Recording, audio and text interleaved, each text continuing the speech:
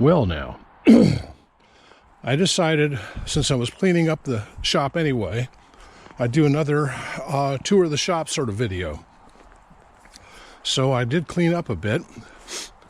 By the way, instead of sweeping, I took a leaf blower and just blew out a whole bunch of crud and dirt and stuff.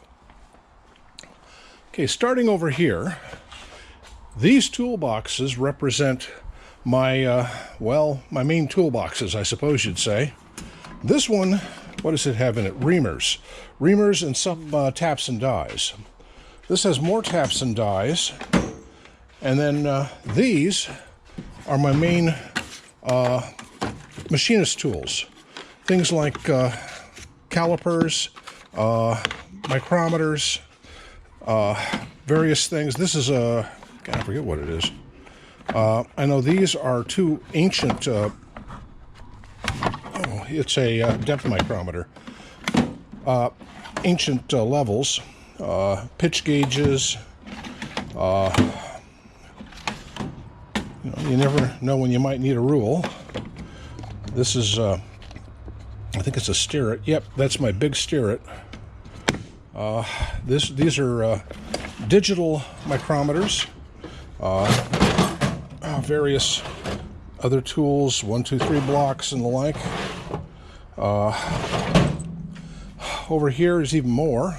Let's see, what's in this one? I forget. Oh yeah, I think that's a sort of a combination. It was a brown and sharp, but it's got a few stirret parts in it too. All kinds of other real fun stuff. And the overflows over here. You know, I got some depth or some gauge blocks, grinder dressing stuff. These are all my depth gauges, or what do you call them? Dowel gauges. This is a really fun thing. I found it. I think it was shop made. Well, anyway, over here, this is my Grizzlies G0602 lathe, and in this are all my lathe high-speed steel and carbide bits for dealing with lathe stuff. That replaced that.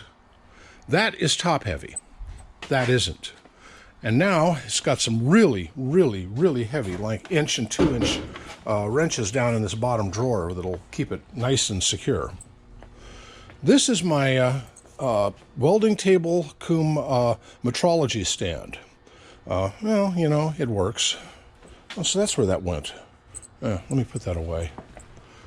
That shouldn't be just sitting out. Let's see. No, I think I have room left in it. I'll just put it in here for now. But it shouldn't be sitting out. Anyway, basically this is a table from an elementary school I picked up at Goodwill for, I think, $1. And then I went to a salvage yard and picked up this steel plate here and bolted it on. Makes for a good welding table. I'm not much of a welder. That's a Tombstone Lincoln cracker box at the bottom there. That's my main welding setup.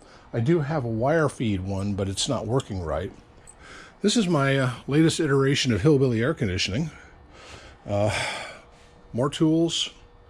And this is a new reloading bench. I need to put it right about here for use.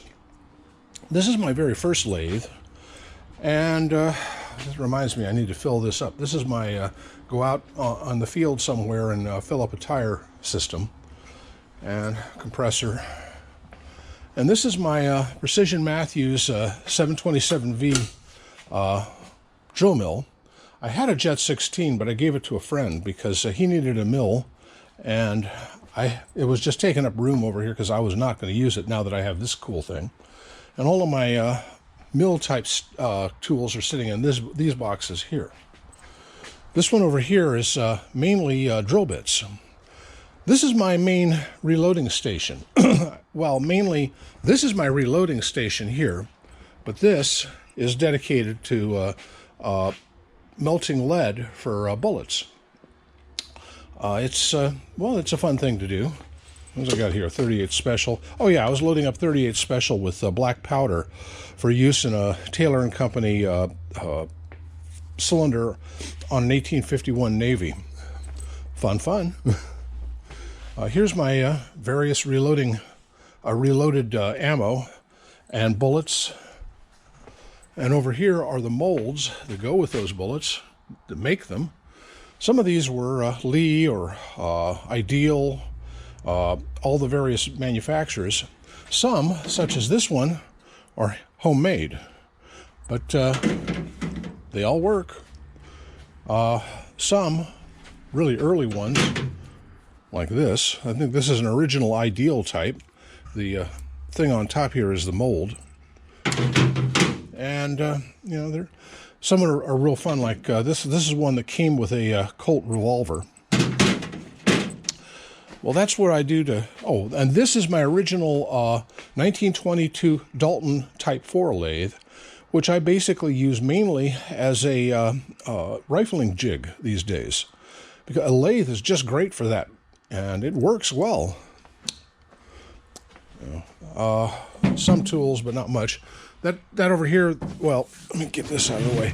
This was an old mailbox, but now it holds my powders. You know. Anyway, that's what I do to keep myself sane.